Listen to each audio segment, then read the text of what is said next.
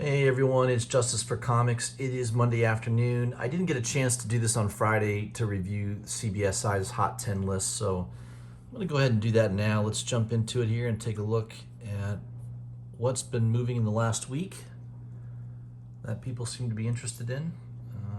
Pull this up here. All right, we'll start off with the honorable mentions first. Prize Comics number 55. Looks like the artist is Charles Voigt. It says, I am glad that these promised collection books came to light. The 9.6 copy that sold this week for $8,400 is remarkable. There are only 3 copies of this book in the census. Take that for rarity. Okay. Yeah, I mean, I get it. It's rare. It just depends how many people are really collecting these older books. I've never met anybody that collects Golden Age comic books, so I know that there are people out there that do it, and they collect certain artists, they collect certain series, and this one seems to be obscure. You know, if I'm going to collect a book from the 1950s, I'm going to want a Batman or, it's Superman, so something significant, and I'm willing to have a lower grade, I guess. But everyone has their little niche of what they want to collect. But $8,400, it's a pretty fair price, I guess, for an old book that's graded at a 9.6. So obviously not very many even graded, so it's rare, no doubt. Another one here is Darth Vader number 1, the Mark Brooks 1 in 50 variant. Yeah, it's a cool cover. 9.8 just sold for about $700, more than double what one sold for last year, or what the last one sold for. It says it's not crazy rare, but definitely not in high supply either. Great cover. Yeah, you'll have a book here and there, modern. I mean, I've talked about that that DC book, the Anti-Monitor versus what is it? It's sometimes I have a hard time remembering. Let me pull it up here. Justice League. Yeah, it's Justice League number 41. San Diego Comic-Con. It's a rare book. I rarely ever see it on eBay. Once in a blue moon, I'll see it on eBay. Let's see if there's anything sold in the last few months. Yeah, there's one here that sold back in June. 9.4 or 9.6 signed. Went for $50. Looked like only one bid, so most people that definitely was a good deal. 9.6 signed for $50. Raw for $50 is a good deal. That book rarely comes up for sale. So just depends how many people want to collect it. There's obviously a lot of Star Wars collectors out there, so a rare Star Wars book is going to garner a lot more money. But this one's probably even more rare.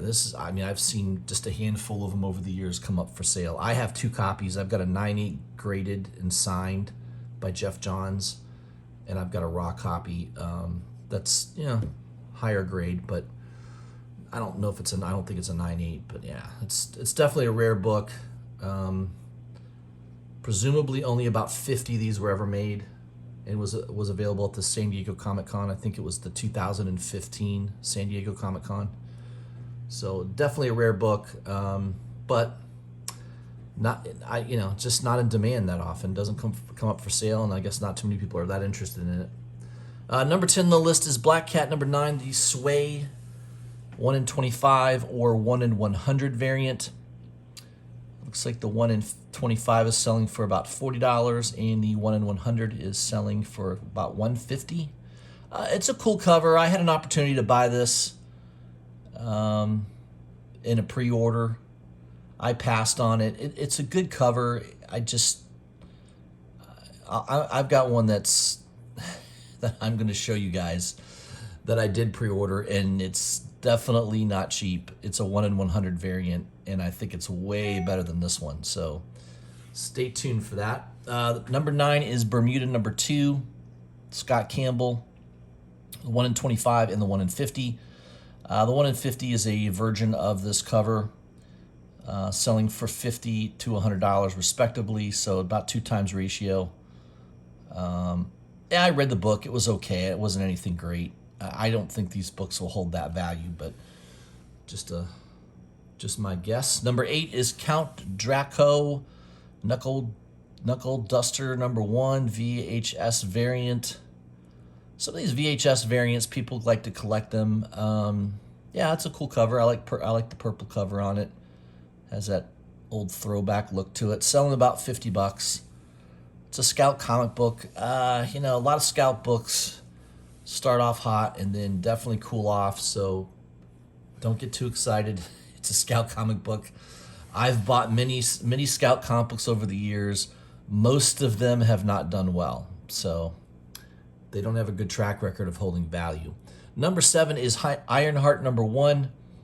Obviously, all things Riri Williams has been on fire lately, and this is her first ongoing series, I believe. Says Kevin Feige saying that Riri would be in BP2. Significant. Why do we gotta abbreviate here? BP2. British Petroleum. Second episode. I have no idea what BP2 is. Oh, Black Panther 2. All right. Black Panther. All right. Who knows what's going to happen? All I know is all the comic book movies seem to be not doing well. That's all I can tell you. So is it going to be a big move in the comic books? It's obviously moving the books right now. Her first appearance has been on fire for quite some time.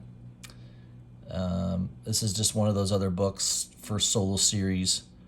I don't think first solo series is all that important. So if you're going to put money towards that, I would, and you don't have the first appearance, I think you'd be better off putting it towards the first appearance. So just my thought on that. Number 6, King Spawn #1, the McFarlane 1 in 250 signed variant. Yeah, that was selling consistently around $1,000. There was a couple online stores that did a pre-order around $600 to $700. I think $600 might be the lowest I've seen price-wise. They're saying here $700 plus. Yeah, it's more like $1,000 plus. I don't think you can buy it for $700 anywhere. Yeah, it's a low print run. It's signed by McFarlane. He's I don't know. It says here, let's look at that print run again, folks. 1,697? This would not even be the top 20 rarest Spawn books. Maybe top 50. Why are they paying so much money for this? Well, I kind of agree with that. There's a lot of hype on this book. I would say if it was like 100 copies, something like that, really rare. I mean, you gotta understand, I'm buying exclusive covers all the time that are, some of them are as low as 50. Now, I know they're independent books for the most part. They're certainly not Spawn books. But still, to me, exclusive is anything below 100 copies. That's pretty low. Over 1,697 copies of this book. Yeah, it's definitely not that low of a print run. But people love Spawn. They like McFarlane. I can see why the book's hot. It's kind of a cool. I like the signature in the corner there. I mean, there's definitely some things that are appealing about it, no doubt. Number 5 is Passive Aggressive #1. I have no idea. This looks like a weird comic book. I don't like that cover at all. $70 to $90. Says here, I will give it to Dinesh. He's definitely not a follower. Variant guts of the book. Very interesting. Let's see if this sticks. It's a Bad Idea book. I don't know. Bad Idea books, I like the quality of their comic books. They use fantastic paper. Their covers are awesome. They're always in fantastic shape. So I dig the company as far as quality. They produce a very high quality comic book. I've only read Tankers and I've only read ENIAC. I thought ENIAC was pretty good. Tankers was okay. I have no idea. I'd have to read that to give you an opinion on it, but I don't think too much of the cover. Number 4, Invincible Iron Man #7, the third print. Again, this is the first appearance of Riri Williams. kind of an important book. Third print definitely had a lower print run. Raw copies selling around $80. 9/8 are selling around $325. Ben says here, I've said it 1,000 times. Number 7 is the play. Number 9 is Fool's Gold, and this book confirms it. Marvel states it right on the cover, which book is Riri Williams' first appearance. Number 7. Amazingly, they don't say the same thing on number 9 later. Number 9 or later printings. We finally get the answer from a publishing company that we want, and then someone manipulates the market to think number 9 is more important. So, yeah, there you go. Number 7, that's the book to get. Number 3 is Miles Morales Spider-Man Annual number 1, the Tony Fleeks 1/25 variant. Yeah, it's a cool looking cover. Definitely has that older feel to it. Selling about $125. Wow, that's pretty nice. 5 times ratio. Whew. It's a cool looking cover. I like it. But man, $125. That's crazy. It was selling for about $50 to $60 the week of release. Oh, it says remember when 1/25 sold for $50 to $60 the week of release. Yeah. Yeah, ratio books are getting really expensive. I'm going to show you guys one that's a 1/100. The cheapest price I could find it at was $200. So that's double ratio. Number 2 is Defenders. Number 1, the Peach Momoko 1/50 variant. It's a cool looking cover. Definitely a cool cover. I don't like everything Peach does. Some of her covers are kind of blah to me, but this one's pretty cool. I like the coloring on it. It definitely catches your eye. Selling around $250 to $275. Yeah, I think people just dig this cover. I think that's the reason. I don't think there's anything significant in the book. There's no major first appearance as far as I know. Just people like it. So, yeah, popularity right now. Number 1 is Ironheart number 9. This was a $20 to $25 book. Now approximately $125 to $150. Ben says, is this really happening? Shuri and Riri meet and apparently will do so in Black Panther 2. Does that warrant this price tag? If it does, then what will happen to Shuri number 6 when she meets Miles? Is this a new trend? First meetings? Well, yeah, I mean, the spec market is what it is. It's hard to believe this is the number 1 spot, though. But, hey, if you were an early buyer of the Ironheart series, I knew very few people that were collecting it back in the day. I did pick up the first issue, the Stephanie Hans 1/50 variant, which, I picked it up for like $100. I paid double ratio for it, and I'm still glad I bought it because it sells. I think it sells well over 200 right now. 200 to 250 that book goes for. It's probably going to go higher just because not too many people grabbed that book. It was definitely a hard book to get at the time. I would rather have that book than issue. What is this? Issue number 9. Yeah, first meeting. To me, that's not a significant key reason to purchase a book, but. To each his own. What are you going to do? All right, so real quick, there is a book coming out. I'm going to go to Ji-Hung Lee's site. Let me go to his website first off. Oh, God, did I type it in wrong? I just spelled it wrong. How do you spell it wrong? I thought I spelled it perfectly.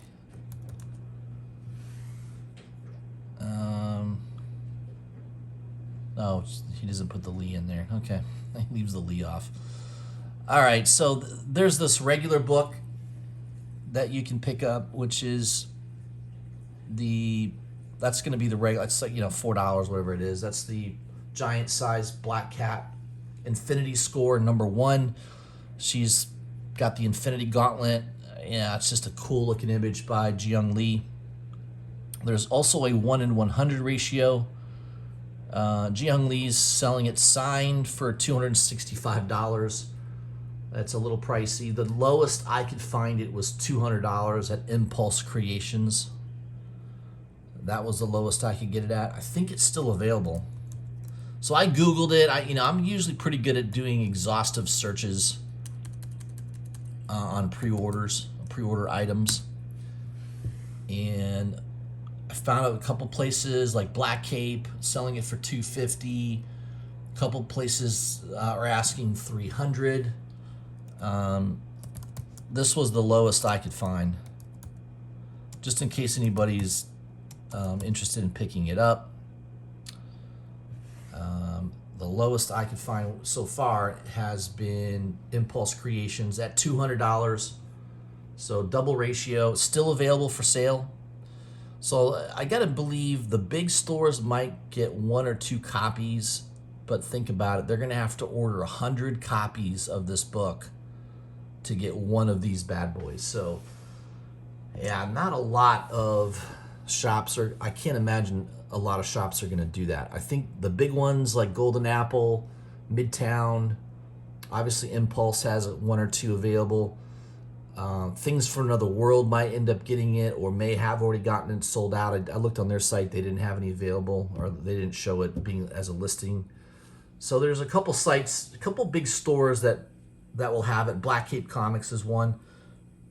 Maybe Sanctorium Comics might end up getting one. They haven't posted that yet, but if you're interested in this book, just check around. Be real careful with the pricing. I definitely wouldn't pay more than $200 for this book.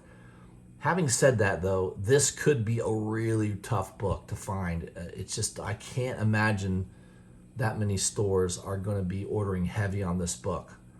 So it is a virgin cover of the one I just showed you. There's none on eBay so far. I've not seen any pre-sales for this on eBay. I Googled it. Just not very many stores are even offering it. So I don't know. It could be a worthy speculation at $200. It's definitely not a cheap speculation, so you got to be careful there. But this could be one of those books that, if it hits the Hot 10 list, because it's rare, desirable, everyone loves Ji-Hung Lee. I could see this being a $400 book pretty easily if all the elements are there. Demand, desirability, and rarity. All those elements have to be there for that type of thing to happen. But I think it is possible. The Sway cover, the Black Cat Sway cover has done well. Let me see. Let me pull that up. What is it? Number 9, Sway. Yeah. So the 1 in 100. Last sale was about 160, 165. There's another sale here at 139. So this is calming down a little bit. I think it's a good cover, but I think the Ji-Hung Lee cover with her holding the gauntlet is a little bit more significant of a cover. So my feeling is, if you could get it near ratio, if you could get that book near $100, I would definitely grab it. I've not seen it lower than 200 yet, so it might be worth just keeping your eye on this book. If you can see somebody selling it near ratio, that might be a good pickup. Just because I think, at least in the first week or two, I think people will go nuts for it once it releases. So you could see some crazy pricing on eBay eventually. All right, guys, that's it. Oh, by the way, I finally got my Bansky Department of Truth number 10 in the mail. Man, I waited a long time for that puppy. I think I ordered it like 3 months ago or something. I don't know, it was a while ago. It took a while to get it. I don't know if it just from the publisher. Sin City Comics was the store that was selling it. There's their little COA in the back, numbered out of 500. Number was this number 280, 180? No, 280 out of 500. Yeah, it's cool. It's a cool cover. It's definitely unique. I know there's a lot of Bansky art fans out there. I didn't get issue number 9. I had a couple people already on Instagram ask me if I picked up the 9th issue. There was another cover done by, not Bansky, obviously. The artist is Chin Potter. I think his name is Chin Potter. He also did another issue of number 9, a Bansky cover, and I didn't get that one. That one was sold out, and it was instantly like $200 right afterwards. Same thing with this. This is like a $200 book at the moment, so I think I paid whatever 20 or 25 bucks. So I've got a good deal on it. I was happy picking this up. And these exclusives do well. I mean, not everyone not all of them do well, but you've got to be selective. I think if you pick up one that has a cover that you really like, that looks desirable, and you think other people are going to like it, you're usually on the right track. That's kind of what I do. I look at a series that's doing well, like Something is Killing the Children, Department of Truth, because they've got a good writer, a good team producing that book. So I know there's just going to be collectors that are interested in those books. And then getting one that has the right print run and the art that is catching, that people are going to be drawn towards. I think that's your key. That's kind of what I do. I try to look for all those elements to be there, and then usually you hit a winner. It doesn't work all the time, but